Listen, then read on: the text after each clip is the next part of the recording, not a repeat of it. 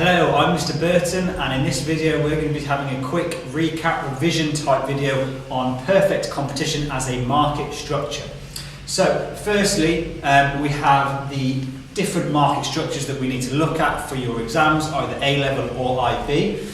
So we have perfect competition, monopolistic, oligopoly and monopoly. The first one we're going to look at today is the most competitive market structure, which is perfect competition.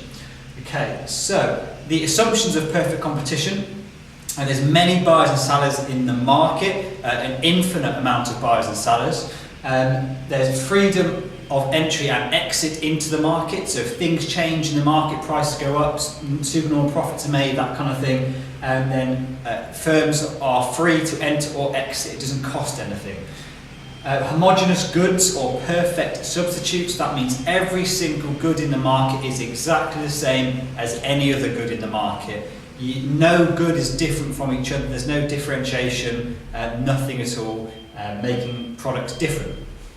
There's perfect knowledge and perfect information. That basically means that firms, if they're making supernormal profits, other firms can know exactly what's going on there, and they can see that they're making profits because every firm knows other firms' costs, and similarly customers know exactly where to go to get cheaper goods. If, for example, one firm is trying sneakily to charge a higher price than other firms, customers would know that and just switch to consuming the same product from a different firm charging a cheaper price. Firms are price takers. That's because of this perfect knowledge, and because of there's many buyers and sellers, and because of these other assumptions really, we know that firms will take the price of the market. Because all goods are exactly the same, there's no price setting ability of perfectly competitive firms. They have to just accept supply and demand and take the price that the market as a whole sets for them. Because of that, firms have a perfectly elastic demand curve, which we'll look at in a minute. And lastly, all firms have access to factors of production. For example, if there is a firm making great profits in another industry, firms from one industry can easily switch their production and get access to the factors of production needed to make the profits in another industry for that as well. So these are all the different assumptions. Perfectly elastic demand curve isn't necessarily an assumption, but I like to put it in there anyway, just so you remember exactly how the demand curve for the firm is drawn. Okay, so the next thing we want to look at is actually what the graph looks like for a perfectly competitive firm. I've actually included in this a firm showing supernormal profits in the short run, just to get stuck in straight into the theory of this. So, the market then for a firm, for an industry, is supply and demand. The supply and demand in the industry sets the price in a perfectly competitive market. So what we see here is the firm takes the price, goes straight along, and the price the firm sets has to be taken from supply and demand and the market. Then we just throw in our marginal cost and average cost curves. Exactly the same curves you would use in any other firm diagram, whether it's monopoly, monopolistic, oligopoly. They all have the same shapes in terms of their average cost and marginal cost. But what I wanted to show in this graph is actually this firm is taking a price from the market, but in the short run, the firm is actually able to get its cost below its the price. So we need to go back to our assumptions. A firm produces where MC equals MR because they're profit maximisers. So as you can see here, MC equals MR, that's where they produce. And we can see there that the quantity the firm produces then is Q1. However, in this case, this individual firm in the short run has been able to get its average cost below the price. Just draw a line down from the production point and go to the average cost curve and go along to to find the cost for this firm. So this firm in the short run is actually making a super normal profit. That's fine, that can happen in the short run. For example, a firm might be able to just find that slightly different way of producing that makes it slightly cheaper than other firms in the short run. But what happens in the long run then, well, go back to our assumptions, because it's free to enter the market and because of perfect knowledge and information, other firms from other industries see that actually if they jump into this industry, they can make supernormal profits, assuming ceteris paribus, assuming they're making normal profits in all the other industries. So over time then, what we see is firms actually jumping into this market here because they know that some firms are making supernormal profit. Supply starts to shift out to the right, more firms are jumping in. And that starts to lower the price for the firm, and actually at each time the supply curve shifts outwards, the price in the market is getting less and less. And because firms are price takers, the price that this firm is setting is getting lower and lower. Other firms are coming in and competing away that supernormal profit the firm is getting. This is probably in the medium term at the moment because we still have some amount of supernormal profits. But in the long run then, loads of different firms come into the market. It's free for them to do so, it doesn't cost them anything to do so, they can change their factors of production so they can easily do it. And what we see is eventually, in the long run, we end up at supply 2, which is the shift of all the firms in the long run going to supply 2. And actually, as you can see here, after supply 2, the new price level is at P2 here, where the costs of the firms is the same as the price level of the firm. Now remember, we still need to, as the firm, produce where MC equals MR.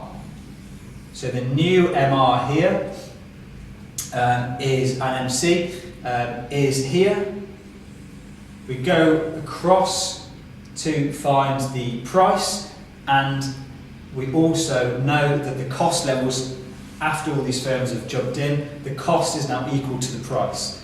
So the firm is actually making normal profits now because lots of other firms have jumped in and competed away their profits. What happens in the long run in terms of quantity in the market? Well, the price has gone down, as you can see, for this firm, and the price has gone down in the actual market here as well. But the quantity in the whole market has gone up. As you can see here, there's more firms in the market producing the same goods. There's more of the same good in the market. But for the individual firm, they're now producing less individually. That's because the price has gone down for them, so they're not able to produce as many as they were on their own as they were before. So, in this case then, what we have is supernormal profits in the short run, great, but over time, more firms jump into the market. Because of our assumptions, they're able to do that. And in the end, we have a competing away of supernormal profits to only make normal profits in the long run. So price is equal to cost in the long run. Fine. So what about losses in the short run then? So again, start from the very beginning, and I would advise you to draw supply and demand for the market first. Find the price of the market, find the quantity of the market, and then you go across to find the firm's price as well, because they're price takers. So we then say, okay, what's going on with this individual firm? Well, for this individual firm, at the price level that the market has given, they produce again where MC equals MR, because every firm is a profit maximizer. MC equals MR means they're producing at the quantity level of Q1. There we are. But at this quantity level, the issue here is that this individual firm has costs that are higher than the price. If their costs are higher than the price they can sell their goods for, they're making a loss. And in the short run, this firm, in a perfectly competitive market, is making subnormal profits, which means they're making basically a loss. Okay, so what happens then in the long run? Well, in the long run, the industry, there's quite a few firms here, we assume, making a bit of a loss. So firms start to leave the market. There's quite a few firms in this situation, so actually what happens is firms say, no, I'm going to go to another market because I can leave for free, and I can just switch my production to another market instead. So I'm going to leave this market, supply starts to shift to the left, people start leaving. And that continues. This is just showing the small steps which you might want to show, or you can simply just show one big step and say, in the long run it goes to S2, which means that the new price level goes across, and we now go from P1 in the market to P2, and this means the firm takes the price of P2, and now the price level has gone back up to the point where the price for the individual firm is equal to the cost. Now the only reason that's happened is because other firms that have been making a loss have started to leave the market. Assuming this firm just stays put for a little bit and lots of other firms are making a loss, we assume that the supply obviously shifts to the left and the price goes up again to meet for price to meet cost. So again, MC equals MR, but in this case it's MR2. They still are profit maximisers. So for this firm here, because other firms have left the market, this firm is now actually creating a higher quantity. They're getting a higher price, which means they can then create a higher quantity. But for the actual market as a whole, we see less quantity demanded and supplied. The market sees less quantity, but the individual firm actually gets a greater amount of that quantity. Now remember, being perfectly competitive, there's an infinite number of firms. So although, yes, they produce a few more, this is going to be minuscule in terms of the market as a whole. So don't use the kind of analysis of, well, this firm's going to have a much larger market share. In reality, this increase in quantity is tiny because there's infinite firms. No firms will ever get to the point where they have a huge market share. But yes, this individual firm will produce a bit more than they were before. Okay, so a recap on short run versus long run. Just give you a second to actually give this a go, see if you can work it out. Some of these are true in the short run, some in the long run. Okay, I'll give the answers. So in the short run, firms can make supernormal profit in the short run. In the long run, they can't. We've just gone through why. In the short run, firms produce where MC equals MR. They also do that in the long run. MC equals MR is just a fact you have to know. I'll do a video on why that is the case, but MC equals MR, profit maximising. All firms always produce at that point in all market structures in the short and in the long run. So then we have average cost might be above or below the average revenue. Only in the short run can that happen. In the long run, AC must be equal to AR. The price must be equal to the cost, otherwise things will happen in the market to make that change in the long run. In the long run, really good way of remembering how to draw your line. AC equals MC equals demand equals average revenue equals marginal revenue. Basically everything's equal in the long run for perfect competition. Firms make normal profits in the long run, and again firms produce where MC equals MR. Okay. Now let's have a look at the shutdown point of a firm. I'd like to do a longer video on this to help you understand it in a little more detail, but here's just a quick recap. Basically, as long as firms can cover their variable costs of production, then they will continue to operate.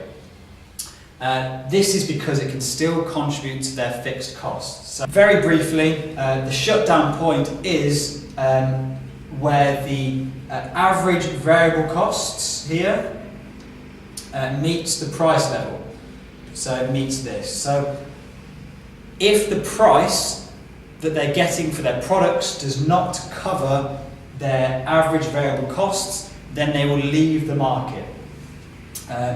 In the short run, as long as the firm is covering their variable cost of production, then they will be able to contribute towards paying off their fixed costs that they've paid at the very beginning, their machinery that they bought at the very beginning. and below this point, they're not covering their variable costs, they're not covering their wages, their raw materials, they're not even able to pay their workers the money to actually produce the items. The money they're getting from customers, the price they're getting, doesn't even go towards paying off the wages and the raw materials. Very briefly, if it does, if the money they're getting at least pays off the wages, the raw materials, and the variable cost of producing the item, and they can make a variable profit, they can start to pay off the fixed costs that they've already paid for at the very beginning of setting up business. In the long run, all costs are variable. So in the short run, as we just looked at, they might not be covering their total cost, but they might be covering their variable cost. But in the long run, the total cost becomes the variable cost because all costs are variable. So in the long run, in this case, in the long run, they would shut down. But in the long run, as long as they're covering their variable cost, then they would not shut down.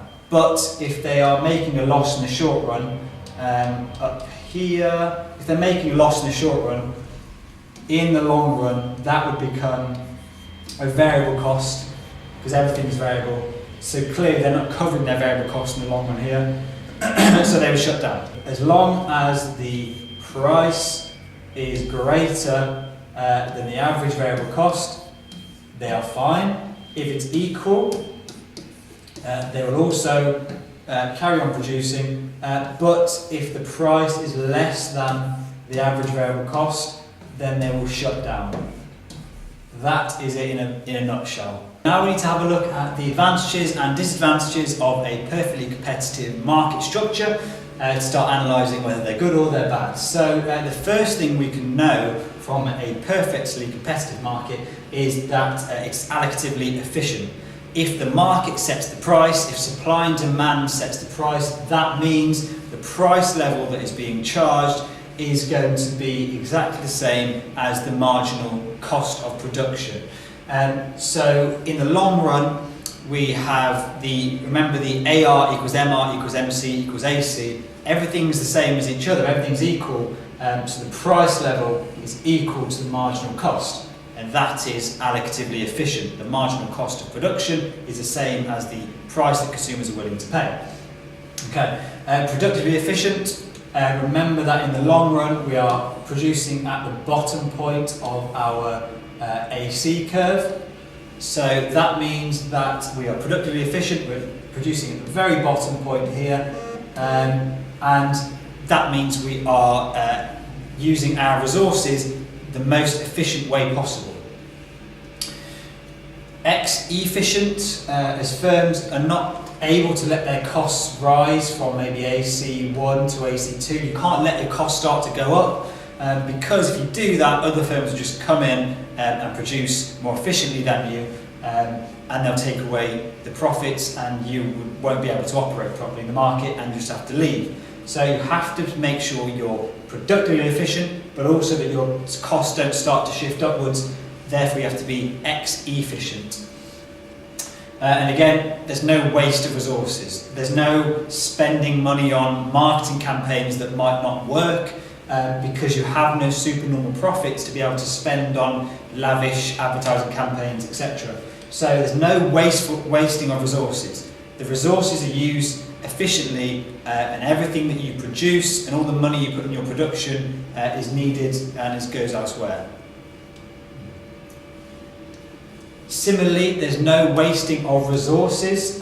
Basically, you don't have any supernormal profits, so you're not able to spend that money on marketing or advertising campaigns that might be rubbish, basically, or might not actually produce a better outcome for the market. So there's no wastefulness of resources. There's no putting money into bad advertising campaigns, etc. And you're not allowed to use.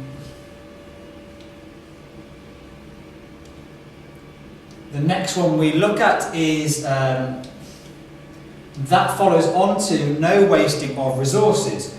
There's no wasting any money on marketing campaigns or advertising campaigns that might be poorly set up and end up in a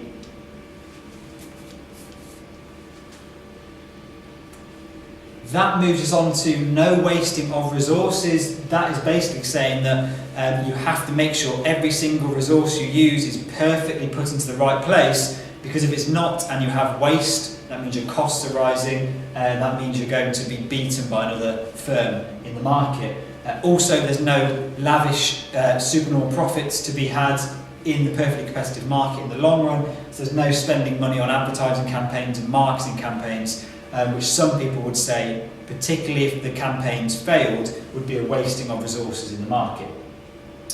A really important one for this is consumers get the lowest price possible. Supply and demand sets the price, so they're getting the lowest price that is possible in the market, because the marginal cost of production is equal to the price. They can't get a price cheaper than the perfectly competitive price. So the surplus for the consumer is maximised with this market structure. And therefore there's a greater equality in society. If firms are able to manipulate the price, then there's not going to be an equal share of resources. So some people would say there's better equality from perfect competition. You might want to argue against that if you want to, as maybe price, supply and demand isn't the best allocation of resources in the first place for equality anyway. Okay, so disadvantages of perfect competition. There is absolutely no scope whatsoever for economies of scale. Because there's lots of tiny little firms, there is never enough being produced by one firm to actually take advantage of the long run average costs that you might see in an industry such as gas, electricity, etc. If the gas industry was perfectly competitive, there'd be so many little firms producing that we'd all be up at this point here. We'd never get to the point where you can take advantage of economies of scale. So maybe in perfect competition, because you can't take advantage of these, the prices are actually higher than they could be if you were able to have one firm producing everything. Products are all exactly the same. There's absolutely no choice of variety whatsoever for the consumer. So you're given little choice and your variety is nil. Everything is exactly the same. So you might say, well, actually that causes a problem. There's no innovation or anything like that to make products slightly better than each other. So we're just stuck with boring, similar products. And because of there's no supernormal profits, R&D, research and development is probably not going to happen. Well, it isn't going to happen at all, because there's no profits to be able to let you do that. So products will never be innovated and made better. No research into how to make certain products amazing. So products are all just going to be the same, and no research and development is going to happen. Perfect knowledge, as the assumption, remember, also means that, similar to this point, there's no incentive to increase your technology or increase your products, because everyone else will just copy you, because every firm knows what's going on. There's a perfect knowledge in the market. And if we only, the last one is quite a good point to use, if we stick to supply and demand, if you've studied externalities, you would know that supply and demand may not actually give the best allocation of resources, because it doesn't take into account production externalities or consumption externalities. So with a perfectly competitive market, if we rely on supply and demand, that might not actually get us the best allocation of resources for society as a whole. Okay, so that's all the disadvantages of perfect competition. It's not all of them. There's others that you could use, but this is just a brief revision topic. So, lastly, a bit of evaluation, I guess, to an extent. How useful is this model to actually study for economics? The assumptions for this, it's plain and simple. They're not meant to be reflective of the real world. They couldn't be reflective of the real world. That wouldn't be possible. Clearly there is an infinite amount of firms. Clearly there isn't perfect knowledge. Clearly there isn't perfect ability to actually switch a factor production. But we need to actually study those perfect assumptions to be able to see how markets work in the real world. There might be some markets that have certain aspects of perfect competition, which is helpful to actually study. Pure competition clearly is nothing like real world markets in terms of how businesses behave.